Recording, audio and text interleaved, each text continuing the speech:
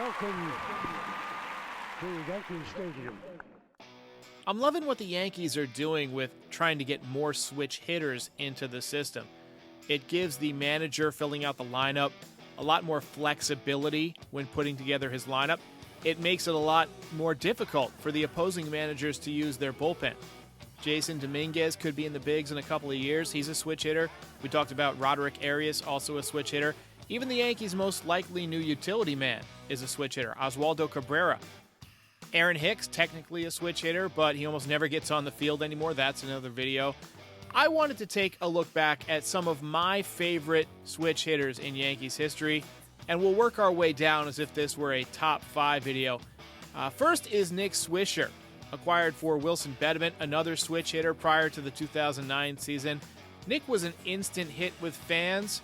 As Yankees fans know, the organization can be a little bit corporate, with their no facial hair policy and just kind of having a stuffy vibe a lot of the time. Swisher, though, was not only colorful, but he brought a welcome injection of energy to the lineup, just made the team feel different, and he was also a damn good hitter. From 2009 through 2012, Swisher averaged 26 home runs, 87 RBIs, and an .850 OPS. He was selected to the All-Star team in 2010 when he hit .288 with 29 home runs and 89 RBIs and an .870 OPS. Jorge Posada is another guy we have to talk about. A really good offensive catcher, which we've seen in recent years can be a bit rare. Georgie had legitimate power from both sides of the plate, 275 career home runs, including 30 in 2003. He was third in MVP voting that season. He had a monster year in 2007 as well, batting .337 with a .970 OPS. He was a 5-time All-Star, won 5 Silver Sluggers as well. Used to pee on his hands to tough him up instead of wearing batting gloves. Mark Teixeira was another great addition during the 2008-2009 offseason. Yankees added a lot of switch hitting power that winter between him and Swisher. Overall, Mark sent 206 text messages with the Yankees from 2009 to 2016. Like Swisher, he averaged 26 home runs per season over his Yankees tenure, although a bit longer than Swisher's.